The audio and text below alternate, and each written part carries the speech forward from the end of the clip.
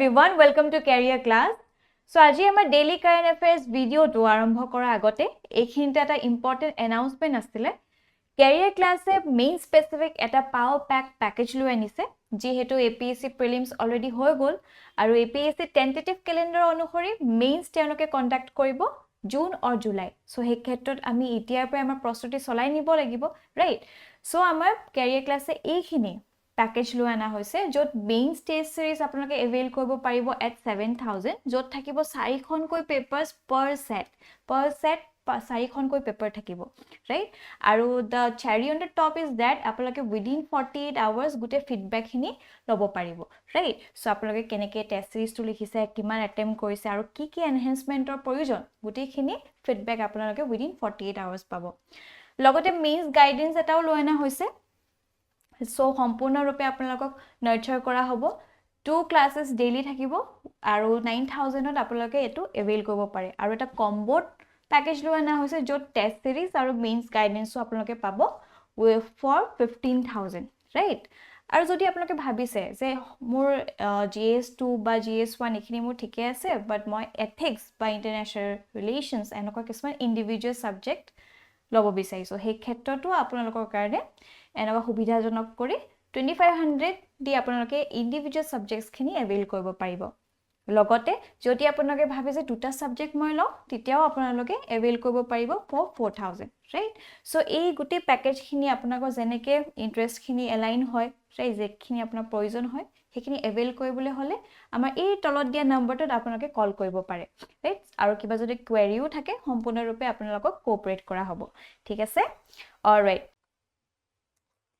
So, আজি আমাৰ discussion সমূহ আমি আৰম্ভ কৰো আমাৰ প্ৰথম টপিকটো লোৱা হৈছে দা আসাম ট্ৰিবিউনৰ পৰা IMD focused on weather shift এটা ইম্পৰ্টেন্ট টপিক হয় মেইনছ পাৰ্সপেক্টিভ যদি আমি চাও GS পেপাৰ 3 ত হুদাৰ বহুতখিনি সম্ভাৱনা আছে লগতে GS পেপাৰ 5 সন্দৰ্ভতো বহুতখিনি ইম্পৰ্টেন্স আছে কাৰণ এই যে weather shift খিনি হৈছে তা বহুতখিনি ইম্প্যাক্ট আমাৰ নৰ্থ ইষ্টাৰ্ণ ষ্টেটছতো হ'ব ৰাইট সো হেখিনি কথা আমি জানি থোৱাটো ভাল First, আমি জানিব লাগিব the current context. So, current context ত কি কৈছে Indian Meteorological Department IMD.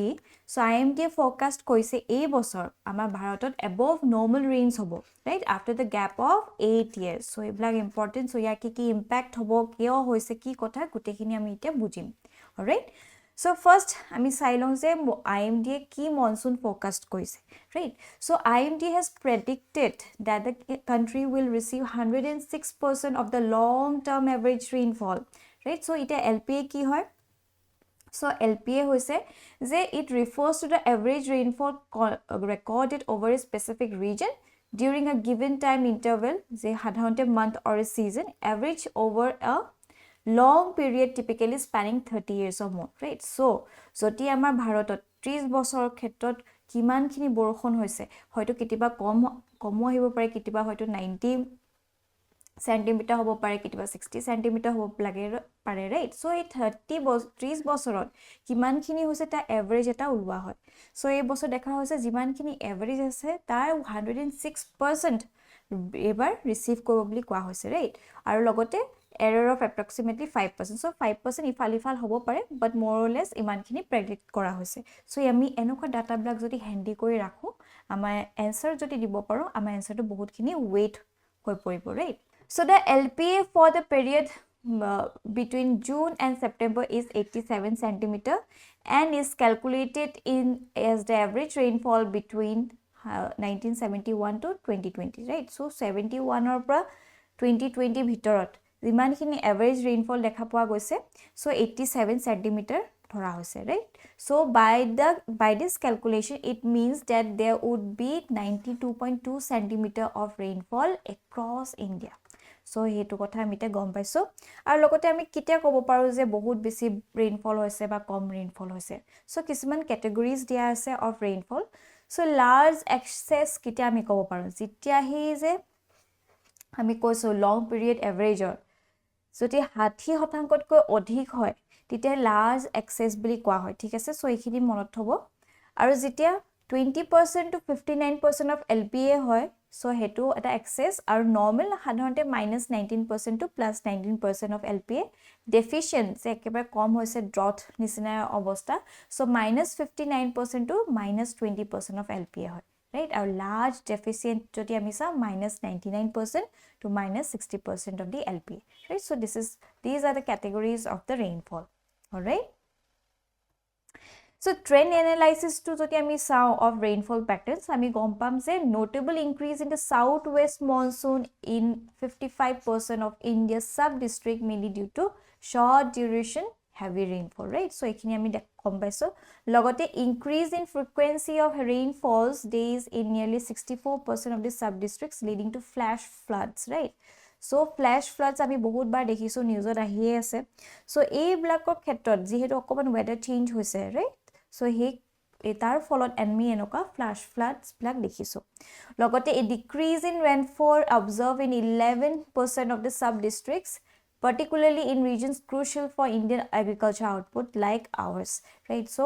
সাধাৰণতে আমাৰ ইয়াত যিমান বৰষুণ হ'ব লাগে তাতকে কম দেখা পোৱা গৈছে right so এইখিনি কথা আমি গম পালো আৰু কি ইম্প্যাক্ট পৰিছে বিভিন্ন ৰিজনছ হত হেখিনিও ইম্পৰ্টেন্ট হয় কাৰণ আমি দেখিছো যে increase in rainfall in traditionally drier areas so যিখিনি সাধাৰণতে শুকান জায়গা থাকে ৰাজস্থান হওক গুজৰাট হওক কোংকণ ৰিজন হওক তাত আমি দেখিছো বেছিহে ৰেইনফল হোৱা গৈছে but reduction of rainfall ami dekha paisu je traditionally high rainfall area so Assam hok Meghalaya hok ekhini traditionally ataitke beshi rainfall receive kore right so contrasting to that ami gom paisu je ei onchol khinit bahut khini borokhonor probab tu komi ahise right so more frequent heavy rainfall events leading to flash flood particularly damaging to crops infrastructure and property so iman khini ami impact dekha paisu right so mostly flash flood ami kod dekhu enoka Himalayan regions homohot dekhu right so hothar ekdom pura borokhon ahi jabo gute right so enoka dhonor kisuman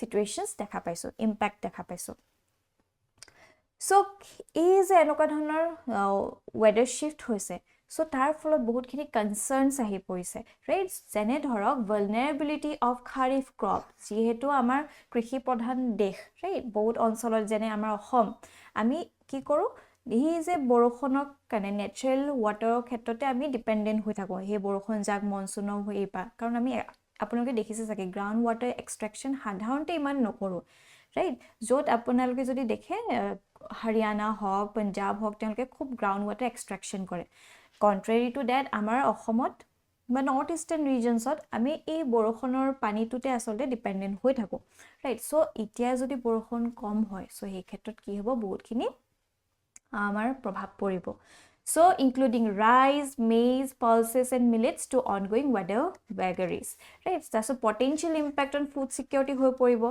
and the economy due to the deficiency in crop production hetu to ase right itu logot hitu sabji hetu joito hoi ase right plus vulnerability of the region with fragile ecosystem to weather extremes like floods and droughts right so ei khini kisuman issues ahi poribo right amar food security hondobot hok agriculture output khetrot hok ecosystem khetrot hok jothesho khini prabhav poribo right so ite ami sabolibo what are the factors influencing this forecast right ki reason of folot ami dehisu enoka okoman hothat change lo ana hoise because retreat of El Nino so oto bosore ami El Nino pai asilo itia El Nino okoman normalize hobo aru kar agomon hobo La Niña right so ami hekhini bujim আমি ডায়াগ্ৰামৰ সহায় লৈ খিনি বুজিবলৈ চেষ্টা কৰিম তাৰ আগতে just আমি জিষ্ট এটা লৈ লো so El Nino condition currently prevailing over the equatorial Pacific region and generally responsible for warmer temperature in many places around the world including India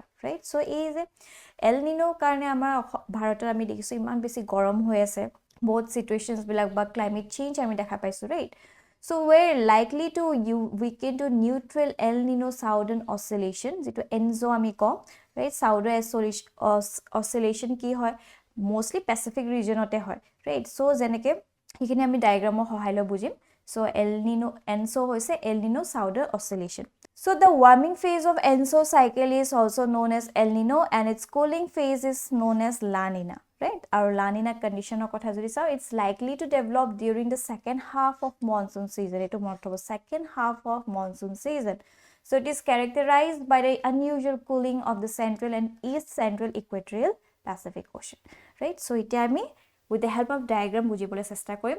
So প্ৰথমতে জানি ল'ব লাগিব about normal condition। So normal condition আমি কাক কম? প্ৰথমতে জানিম আমি যেহেতু কৈ আছো Pacific regionত হয় কিয়? Because that equator আছে আৰু equator য'ত পাছ কৰে জানিব যে sunৰ direct rays বিলাক ইয়াত পৰে। So যেতিয়া ইয়াত direct rays বোৰ পৰে, that means এই অঞ্চলটোৱে আটাইতকৈ বেছি heat absorb কৰে। Heat যেতিয়া absorb কৰে, এই যে Pacific Ocean টো আছে, Pacific Oceanৰ এই অঞ্চলটোৱে সেই এটা পানীটো গৰম হৈ যায়। পানীটো যেতিয়া গৰম হৈ যায় surface water, যেহেতু trade winds থাকে, trade winds কি কৰিব, এই যে গৰম পানীখিনি এইফালে ঠেলি লৈ গৈ থাকিব western coast ফালে, right? So এটো দেখিছে, এটো সাউথ আমেৰিকা, ইয়াত পেৰু থাকে, ইয়াত আছে আমাৰ অষ্ট্ৰেলিয়া, নিউজিলেণ্ড, এইফালে ইণ্ডোনেছিয়া, right? So এই যে গৰম পানীটো যে গৰম হ'ব আৰু ট্ৰেড উইণ্ডছৰ সহায় লৈ এইফালে ঠেলি নিয়ে ৱেষ্টাৰ্ণ কোষ্টৰ যেতিয়া লৈ যায় আৰু আপোনালোকে গম পায় যে যেতিয়া পানীখিনি গৰম হয় তাৰপা কি হয় ইভাপৰেশ্যন হ'ব আৰু ৱাৰ্ম এয়াৰ কি হয় সদায় লাইট হয়, ইট ৰাইজেছ above, right? আৰু তাৰপা কি হ'ব এই বৰষুণৰ সৃষ্টি হয় আৰু তেনেকৈ আমাৰ এইফালে মনসুন ইত্যাদি আহে, right? সেইটো হৈছে নৰ্মেল কণ্ডিশ্যন। আৰু তাৰপিছত যেতিয়া এইবিলাক হৈ থাকে ওপৰলৈ যায়, এইফালৰ পৰা আকৌ ট্ৰেড উইণ্ডছ আহে। চ' এইবিলাক এনেকৈ ৱৰ্ল্ডৰ চাৰ্কুলেশ্যন বুলি কৈ থাকে, এনেকৈ আমাৰ এইফালে গৰম পানী হৈ থাকিব, এইফালে গৈ থাকিব, তাৰপিছত ইয়াত বৰষুণৰ সৃষ্টি হ'ব আৰু ঠাণ্ডা পানীবিলাক আপৱেলিং হয়, এইটোৱে আমি কওঁ southern oscillation, right? So' upwelling of cold water, এইটো কোষ্টৰ কোল্ড ৱাটাৰ হৈ যাব, এইফালে গৰমখিনি গৈ থাকিব, right? So' it is southern oscillation. কেতিয়াবা যদি এইফালে যদি ঠাণ্ডা হৈ যায়, এইফালে যদি গৰম হৈ যায়, সেইটো উল্টাটো হৈ যায়, ৰাইট? আমি যিখিনি বুজিম, বাট more or less এইটো নৰ্মেল কণ্ডিশ্যনত এনেকুৱা হয়, ৰাইট? এতিয়া আহোঁ লা Niña কণ্ডিশ্যনত।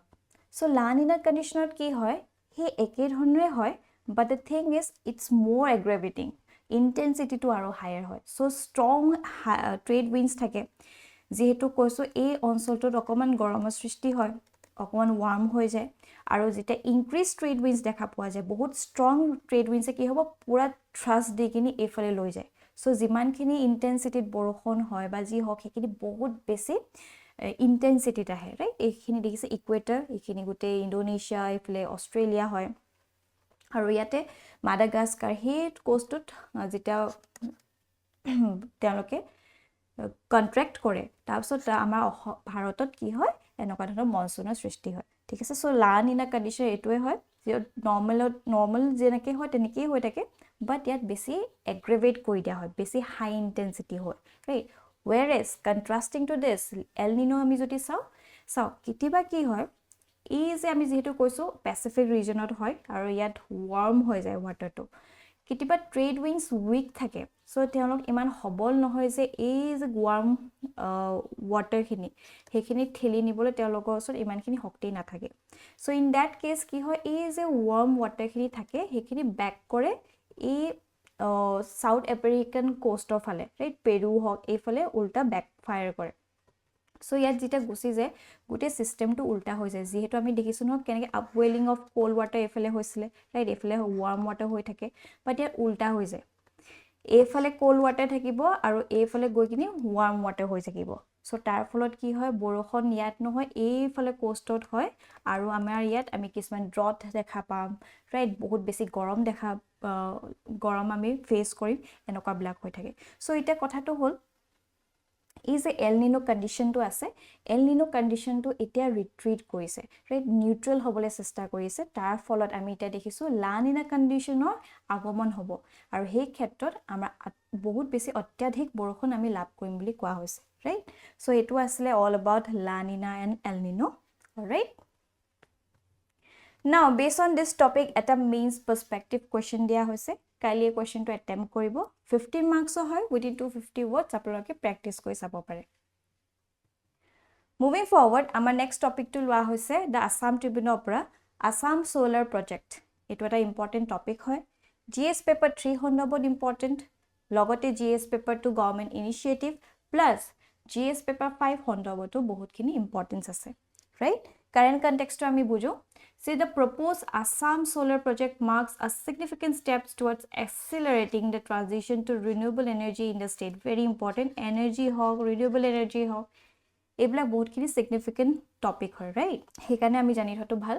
So, is a Assam Solar Project to ana hoise with a projected loan amount of $434.25 million US dollars, right? So, ekhini ami gom paiso. প্ৰথমতে আমি জানিব লাগিব যে অসমৰ ৰিনিউৱেবল এনাৰ্জি কিমান পটেনশিয়াল আছে কি কথা সো সাধাৰণতে এনেকুৱা এটা নোশন আছিল যে অসমৰ এভাৰেজ আইসোলেশন ইজ লোৱাৰ then most of the states due to its prolonged rainy season, right? So আমাৰ অসমত যেহেতু বহুতখিনি ৰেইনি সিজন থাকে, right? ফ্লাড হৈ থাকে, সো ইয়াৰ ক্ষেত্ৰত অসমৰ যিখিনি ৰিনিউৱেবল এনাৰ্জি পটেনশিয়াল আছে এখিনি কম বুলি কোৱা হৈছিল, right? আইসোলেশনটো কম বুলি কোৱা হৈছিল, বাট এটা নতুন ৰিসাৰ্চ ফ্ৰম আই ফৰেষ্ট কম পোৱা গৈছে যে অসমৰো ভাষ্ট ৰিনিউৱেবল এনাৰ্জি পটেনশিয়াল আছে, right? So report unveiled during a multi-stakeholder dialogue in Guwahati revealed that Assam's renewable energy generation potential exceeds previous estimates. So agote jikhini তেওঁলোকে estimate কৰিছিলে যে ইমানখিনি capacity আছে তাতকৈ অধিক আছে বুলি এতিয়া নতুন ষ্টাডি মতে গম পোৱা গৈছে, right? কিয় লাগে অসমক renewable energy?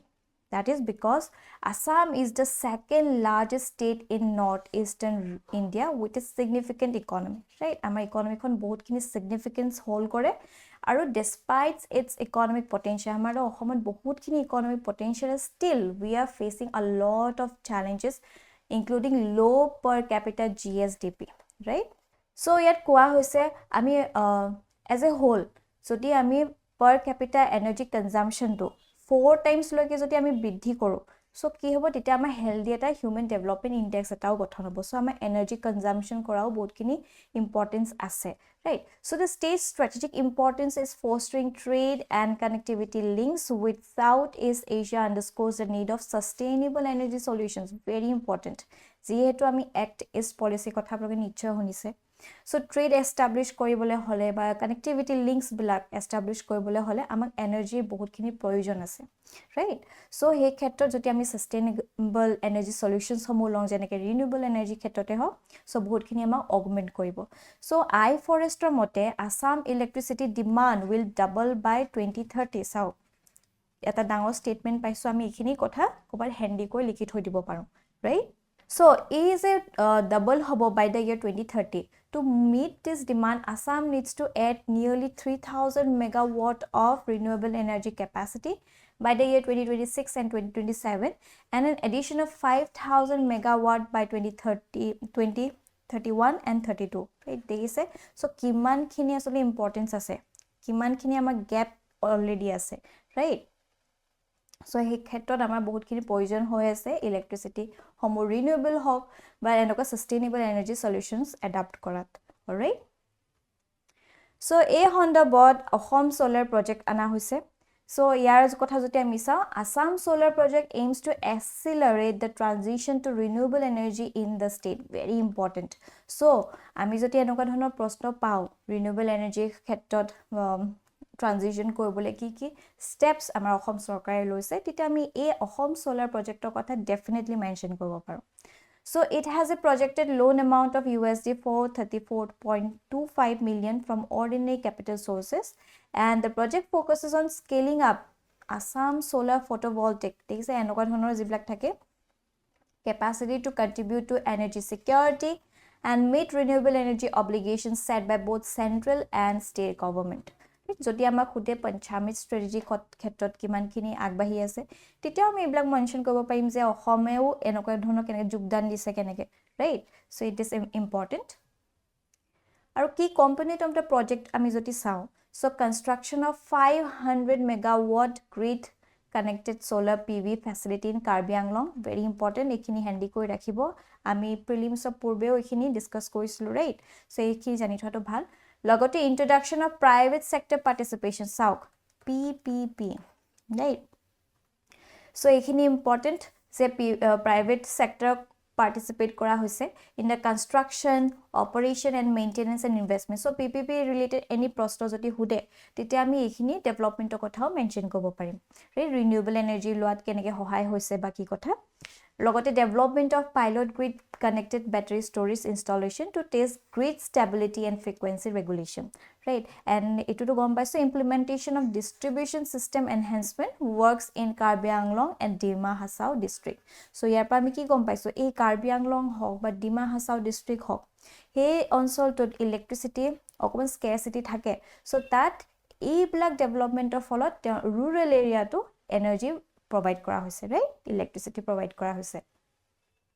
So expected outputs and benefits joti ami sa increase in sovereign solar PV electricity capacity to contribute to energy security hetu to ase ditote etu clean hoy, right? Aru yat ki hoise atait koi important women participation bohwa hoise. So promotion of women participation in the energy sector to ensure gender equality, right? So ekhini monot thobo aru facilitation of private sector investment jeto ami koisu PPP mod to ana hoise in solar PV capacity to stimulate economic growth.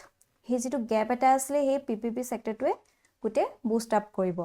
Logote enhancement of electricity distribution in rural areas jeto mo koisu rural areas blakoto access to dibole chesta koise to improve access to clean and reliable energy, right? Logote contribution to improve living standards and economic opportunities for local people. So both employment generation hobo, standard of living to bridhi hobo, right? So these will be some of the expected outputs and benefits. All right? Logote mo jehetu kosu PPP involvement ase ami jodi enoko example bilak handy koi rakho. Say for example apnaloke option out likhile say PPP involvement logote jodi example etao di die je ki ase Satluj Jal Vidyut Nigam. So ki hobo aru answer to gravity to bahi jabo, right?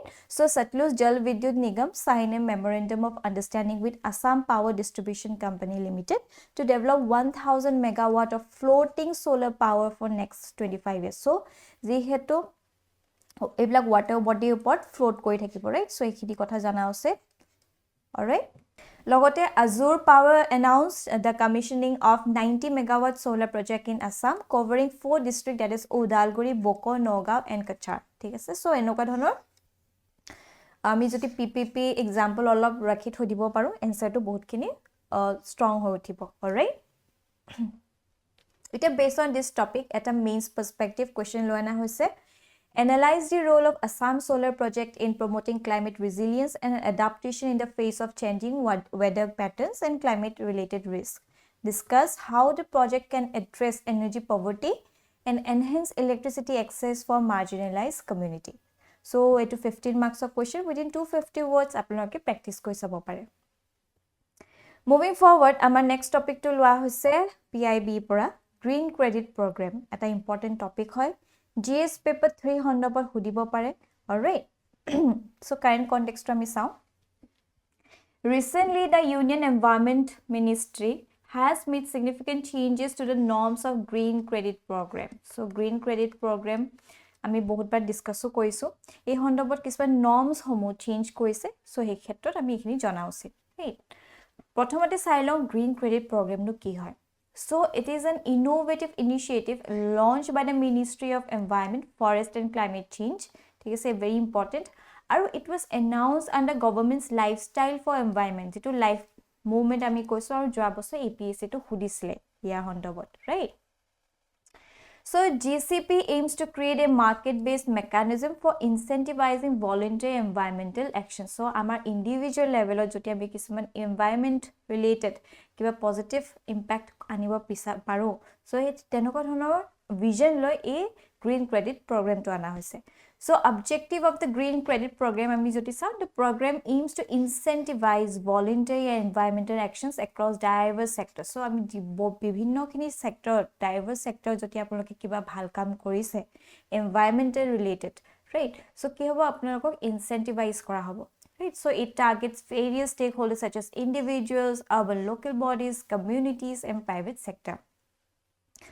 So focus area of the Green Credit Program ami jodi sao. So in its initial phase GCP focuses on 2 key activities. Prothomore duta key activities ot teloke focus koribo. Prothom to hoise water conservation, right?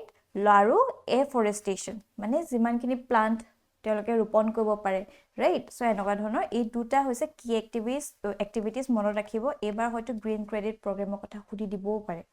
right?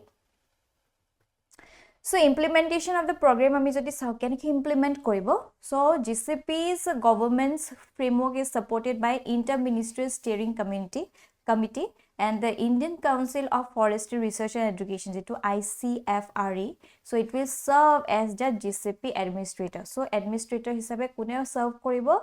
Indian Council of Forestry Research and Education, right? Our administrator is responsible for program implementation, management, monitoring and operation. So homosto jikhini daitto bhar kune sabo? Indian Council of Forestry Research and Education, right? লগতে ইয়াত এটা digital প্ল্যাটফৰ্ম লৈ আনা হৈছে য'ত registration ইত্যাদি কৰিব পৰা যাব সো এই user friendly digital platform will streamline process for project registration verification insurance of green credits right so green credits homo pabo the platform aims to simplify and expedite the registration process for individuals and entities right hekhini ami gom palu eta keneke green credits ami labh koribo parim so individuals and entities must register their activities with government to obtain green credits jehetu ami just patisu registry eta loi ana hoise tate go ami registration koribo lagibo the administrator will verify the activities through a designated agency is apuni je gos ropon koile so he gos ropon koratu kobat to valid proof thakibo lagibo so etu kune koibo eta designated agency he daitto bhar dibo aru teologe verify koribo whether it's true or not right our self verification is allowed for small project to streamline the process and reduce administrative burden so jodi hudro khetrot korise right tite self verification e koribo paribo jodi bahut অত্যাধিক ডাঙৰ এটা area আপোনালোকে গছ ৰোপণ কৰিছে বা water conserve কৰিব বিচাৰি কৰিছে সেই ক্ষেত্ৰত কিন্তু এটা ডেজিগনেটেড এজেন্সি পা ভেৰিফিকেশন লাগিব ঠিক আছে বা আজি মই ঘৰত 10 জোপামান গছ হৈছো হেতু সেলফ ভেৰিফিকেশনৰ ফলতে হৈ যাব ৰাইট সো এনেকে আমি গ্ৰীন ক্ৰেডিটস লব পাৰো সো এটা যেহেতু আমি কলো যে কিছুমান চেঞ্জেস লৈ আনিছে এই প্ৰগ্ৰামত সো আগতে এনেকুৱা আছে যে গছ ৰুলেই পইচা পাব right so তেনেকুৱা এটা নোশন লৈ আনা হৈছিলে but কথাটো হৈছে amid concerns that a GCP may encourage tree planting for financial gains the government has clarified that primacy must be accorded to restoring ecosystem over merely tree planting ঠিক আছে অকল যে ফাইনান্সিয়াল গেইনস পাব বা হেতুতে limited নহয় ইয়াত কই ডাঙৰ ভিজন লৈ আসলতে এটো লৈ আনা হৈছে যে আমি ইকোসিস্টেম সমূহ ৰিস্টোৰ কৰিব লাগে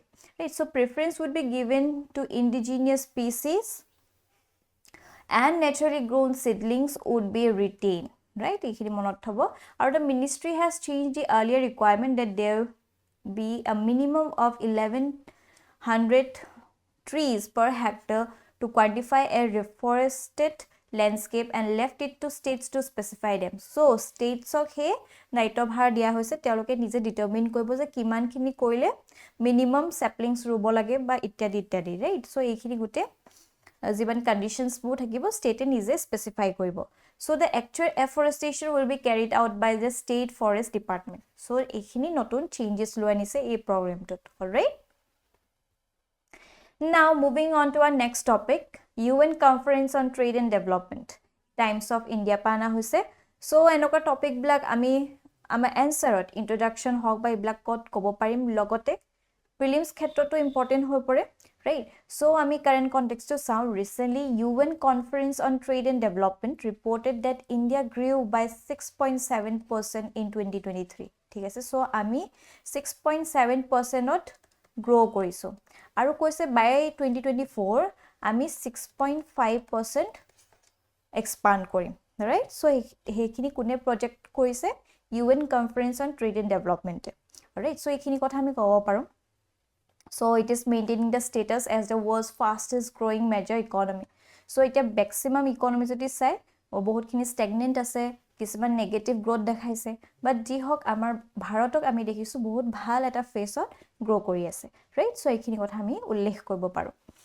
এতিয়া হও যে যেহেতু UN Conference on Trade and Development কথা আহিছে কিনো হয় পটকে চাই লোৱাটো ভাল so United Nations Conference on Trade and Development is a permanent intergovernmental body within United Nations Secretariat right so it was established by the United Nations General Assembly in the year 1964 to promote the interest of the developing countries in world trade very important, right? Ketia ana hoisle 1964 kyo to promote the interest of developing countries in world trade. Our headquarters joti ami sao, it is located in Geneva, Switzerland, right? Objective homo ami jodi sao, so assist developing countries in equitable integration into global economy, maximize development opportunities, investment and trade for developing nations. That's a foster a global partnership for development, enhance coherence in global economic policy makings, ensure the trade benefits in all terms of developmental gains.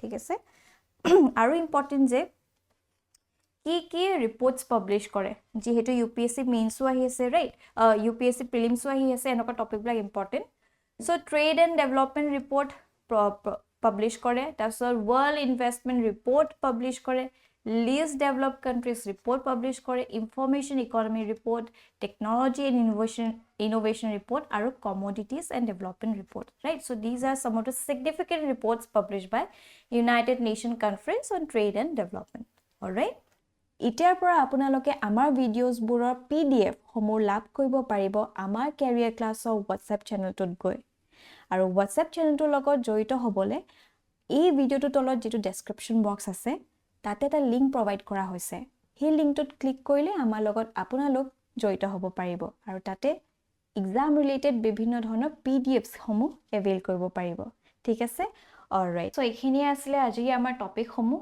I hope it is beneficial আৰু আপোনালোকৰ যদি কিবা feedback বা কিবা doubt থাকে আমাক comment section দিবলে নাপাহৰিব টিল দেন বাই বাই